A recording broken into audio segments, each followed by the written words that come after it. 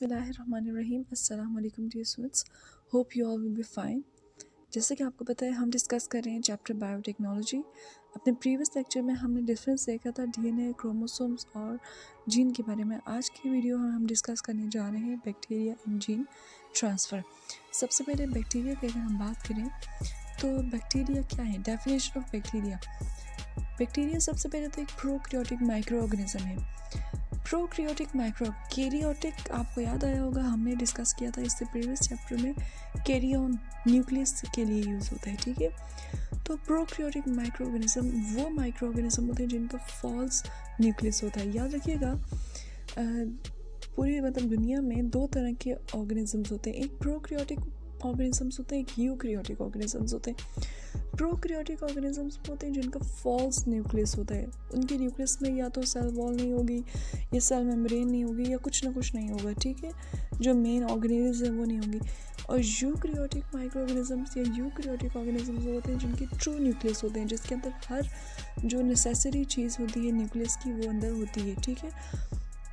तो बैक्टीरिया की अगर हम बात करें, बैक्टीरिया प्रोकैरियोटिक माइक्रो ऑर्गेनिज्म से सिंगल सेल्ड होते हैं, ठीक है। अकेला एक सेल होता है, ठीक है। मैंने आपको शायद पहले भी ये चीज़ बताई थी। जैसे हमारी बॉडी, हम मल्टी सेलुलर ऑर्गेनिजम्स हैं, यानी कि बहुत ज़्यादा सेल्स से मिलके बने, सेल्स कंबाइन होकर टिश्यूज़ बने, फिर ऑर्गन्स बने। लेकिन अगर हम बैक्टीरिया की बात करें तो सिर्फ एक न्यूक्लियस से इनकी बॉडी कंसिस्ट करती है, ठीक है। न्यूक्लियाई नहीं होते इनके पास, ठीक है। और इसी के साथ साथ इन्हें क्या कहा जाता है, इनका जो इनको हम नाम देते हैं बैक्टीरिया का, और इनका जो प्लूरल होता है उसे हम क्या कहते हैं, बैक्टीरियम कहते हैं, ठीक है। याद रखिएगा, बैक्टीरिया कुछ यूज़फुल भी होते हैं, कुछ हार्मफुल भी होते हैं, ठीक है। उसमें डिटेल आ जाती है, ग्राम नेगेटिव भी होते हैं, ग्राम पॉजिटिव भी होते हैं, वहाँ आगे जाके इंशाल्लाह डिटेल में देखेंगे। लेकिन कॉमनली जो मैं चीज़ आपको यहाँ बताना चाहूँगी कि कुछ हमारे पास हार्मफुल बैक्टीरियाज भी होते हैं जिन्हें हम क्या कहते हैं, पैथोजेनिक बैक्टीरिया, जो कि क्या करते हैं, डिजीज़ कॉज करते हैं, ठीक है।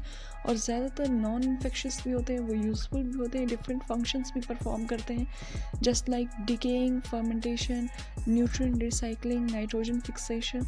ये एटमॉस्फेयर में प्रेजेंट होते हैं, ठीक है। Bacteria usually classified as gram positive, negative, इनकी डिफरेंट शेप्स और साइज होते हैं। अगर मैं जनरल स्ट्रक्चर देखूँ बैक्टीरिया का तो ये आ जाता है जनरल स्ट्रक्चर, ये एक ही पूरा सेल है, ठीक है।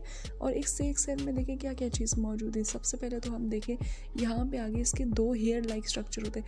ये आउटर बाउंड्री है, ये आगे हेयर लाइक स्ट्रक्चर है।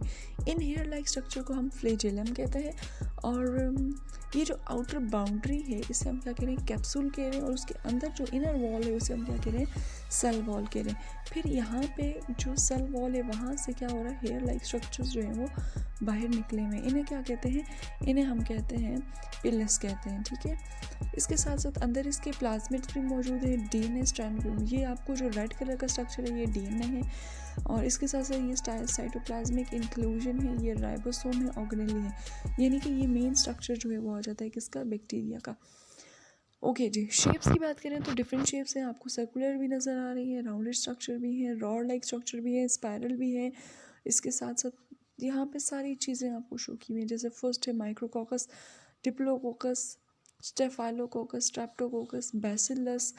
और इसके अलावा जो नॉर्मली हम डिस्कस करते हैं, ठीक है।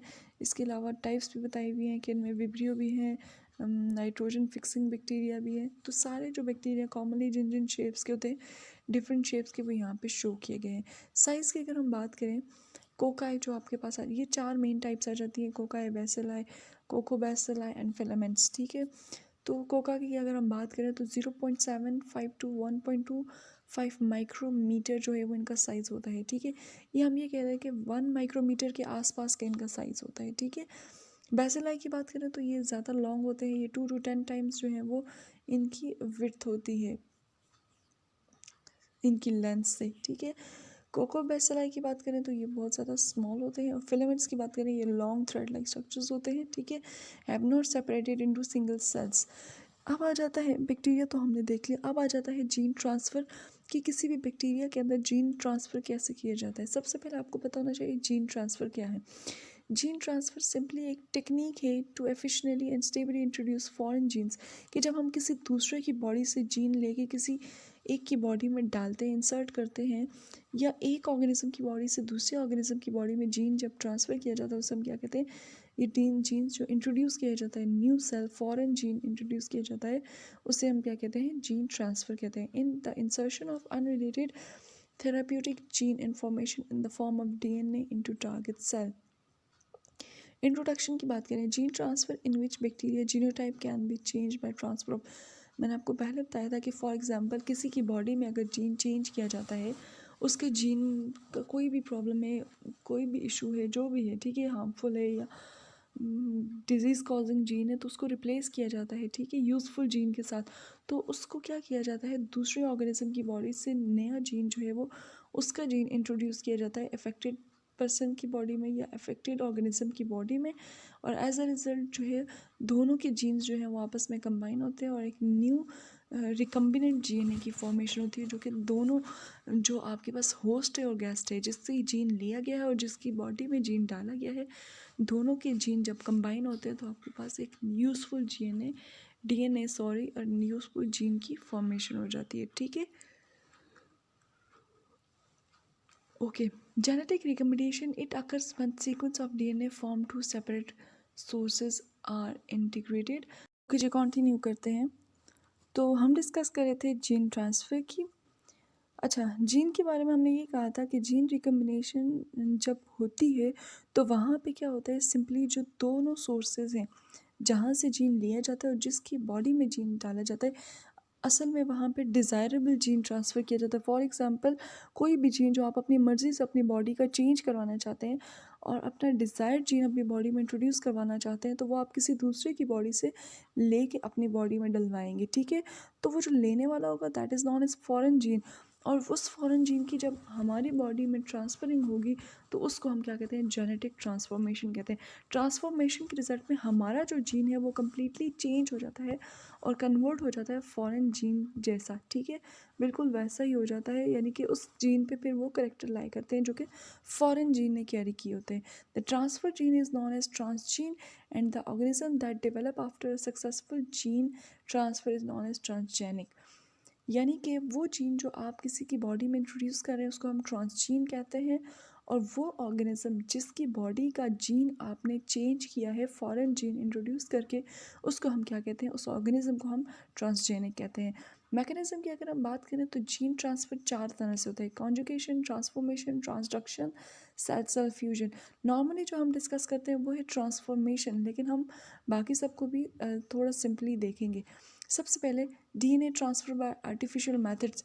कुछ आर्टिफिशियल मेथड्स हैं जिनके थ्रू जीन ट्रांसफ़र होता है, जिसमें आ जाता है फिजिकल मेथड, माइक्रो इंजेक्शंस होते हैं, और इसके साथ साथ बायोलिस्टिक ट्रांसफॉर्मेशन होती है, केमिकल मेथड होते हैं, कैल्शियम फॉस्फेट की मदद से और लाइपोसोम्स की मदद से क्या किया जाता है, डीएनए ट्रांसफ़र किया जाता है, और इलेक्ट्रिकल मेथड्स भी होते हैं जिसे हम इलेक्ट्रोपोरेशन कहते हैं, ठीक है। कॉन्जुगेशन की बात कर देते हैं। कॉन्जुगेशन में क्या होता है, generally bacteria conjugation in E coli, Escherichia coli एक माइक्रो ऑर्गेनिज्म था, was discovered by Lederberg and Tatum in 1946, और इन्होंने क्या किया था, इन्होंने जो एक्सचेंज था इन sex like exchange between two mutants, दो म्यूटेंट्स लिए थे और उनके दरमियान में क्या किया था, एक्सचेंज किया था सेक्सेस का। Conjugation involves the transfer of plasmids from donor to the recipient. Conjugation में होता क्या है कि जो डोनर है, जिसने अपना जीन देना है, ये जिसने अपना सिंपली प्लाज्मिड देना है, प्लाज्मिड के ऊपर जीन लाई करता है, होगा ये कॉन्जुगेशन में कि दो स्पीशीज़ इन्वॉल्व होंगी, ठीक है। एक वो स्पीशी होगी जो अपना डीएनए दे रही है, ये जीन दे रही है, और वो जीन जिस चीज़ के ऊपर लाई करता है वो क्या होता है, प्लाज्मिड होता है, यानी कि एक प्लाज्मिड डोनेट करता है और दूसरा उसका प्लाज्मिड रिसीव करता है, जिसे हम क्या कहते हैं, रेसिपिएंट कहते हैं, ठीक है। Conjugation is more common in gram negative bacterias, ये ग्राम नेगेटिव में होती है। Some plasmid like F plasmid, fertility factor, ये डिफरेंट फैक्टर्स आ जाते हैं जो इंशाल्लाह आप हायर लेवल पे जाके डिस्कस करेंगे, लेकिन जनरली मैं आपको ये बता दूँ कि सिंपली जो कॉन्जुगेशन है उसमें क्या होता है, फॉर एग्जांपल ये आपके पास दो स्पीशीज़ हैं, ठीक है, एक डोनर है जो दे रहा है और एक रेसिपिएंट है जो ले रहा है, ठीक है। अब क्या होगा, डोनर की बॉडी से रेसिपिएंट की बॉडी में जीन ट्रांसफ़र होगा, जीन ट्रांसफ़र होगी, सिंपली यहाँ पे जीन की कॉपी बनेगी या सिंपली प्लाज्मिड की कॉपी बनेगी, और एज अ रिज़ल्ट दोनों डोनर और रेसिपिएंट में क्या हो जाएगा, जीन, या सिंपली हम ये कहेंगे डीएनए जो है वो डोनर से रेसिपिएंट में ट्रांसफ़र हो जाएगा। ट्रांसफॉर्मेशन की बात कर लेते हैं।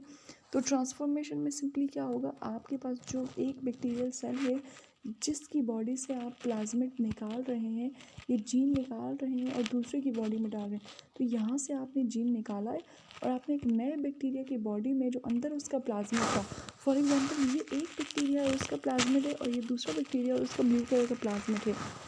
असल में प्लाज्मिड के ऊपर क्या करते हैं, जीन लाए करते हैं, ठीक है। तो अब आपने अगर जीन चेंज करने तो आप यहाँ से प्लाज्मिड को कट करेंगे, कट करके उसका पीस, एक पीस दूसरे ऑर्गेनिज्म की बॉडी में या दूसरे बैक्टीरियल सेल की बॉडी में इंट्रोड्यूस किया जाता है और उसके प्लाज्मिड के साथ अटैच किया जाता है और एज अ रिज़ल्ट अब देखिए नया जो प्लाज्मिड बना है वो कुछ इस तरह का है, जिसके ऊपर जो डोनर है जिसने अपना जीन दिया है वो भी लाया कर रहा है और रेसिपिएंट के अपने जीन भी हैं, और जब ये कलेक्टिवली आपस में कंबाइन होंगे तो इस जो लेने वाला सेल है, बैक्टीरिया है, उसमें कैरेक्टर आ जाएंगे किसके, ये जो आपके पास डोनर था, इस डोनर के कैरेक्टर देन ट्रांसफ़र हो जाएंगे यहाँ पे, ठीक है। इसके बाद आ जाता है ट्रांसडक्शन। ट्रांसडक्शन जो है वो थर्ड टाइप आ जाती है। इसमें क्या होता है, सिंपली इसमें आपके पास एक फॉर एग्जांपल एक बैक्टीरियोफेज ही होता है, ठीक है। इसको यूज़ किया जाता है जिसे हम वायरस कहते हैं। ये बैक्टीरियोफेज वायरस होता है। ये क्या करता है, ये डोनर सेल के पास जाता है, वहाँ उसकी सेल वॉल से अंदर जाता है, उसके डीएनए के पीसेस करता है, ठीक है।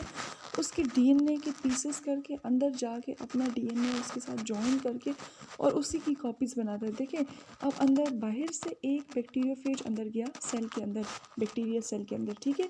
उसके डीएनए को तोड़ा, उसकी कॉपीज़ बनाई, कॉपीज़ बनाने के बाद अपनी डीएनए को उसके साथ जॉइन करके जोड़ के और एज अ रिज़ल्ट अपने डॉटर सेल की, ये आपको नीचे नज़र आ रहा है ना, अपने डॉटर सेल्स की फॉर्मेशन कर देता है और फिर एज अ रिज़ल्ट बर्स्टिंग होती है, फट जाता है। ये जो बैक्टीरिया होता है ना, बैक्टीरिया सेल वॉल फट जाती है और इसमें सारे के सारे जो नए बैक्टीरियोफेजेस बने थे, ये बैक्टीरियोफेजेस हैं, ठीक है। ये नए बैक्टीरियोफेजेस जो हैं वो क्या हो जाते हैं, रिलीज़ आउट हो जाते हैं और फिर दोबारा से एक नए बैक्टीरिया के पास जाते हैं, उसकी सेल वॉल से अंदर जाते हैं, डीएनए अपना अंदर भेजते हैं। ये आपको नज़र आ रहा है, ये नीचे इसने अपना डीएनए अंदर भेजा, डीएनए अंदर भेजने के बाद वो अंदर जाएगा, अंदर जो सेल है उसके डीएनए के साथ मिलकर कॉपी बनाएगा, दोबारा से नए डॉटर बैक्टीरियोफेजेस की फॉर्मेशन होगी और लाइफ साइकिल चलता रहेगा, ठीक है। होपफुली आपको क्लियर हो गया होगा कि किस तरह से जीन ट्रांसफ़र किया जाता है और एज अ रिज़ल्ट कॉपी बनाई जाती है अपने जीन की या रिक्वायर्ड जीन की, ठीक है। अगर कोई कन्फ्यूजन है यहाँ तक तो आप मुझसे पूछ सकते हैं। Thank you.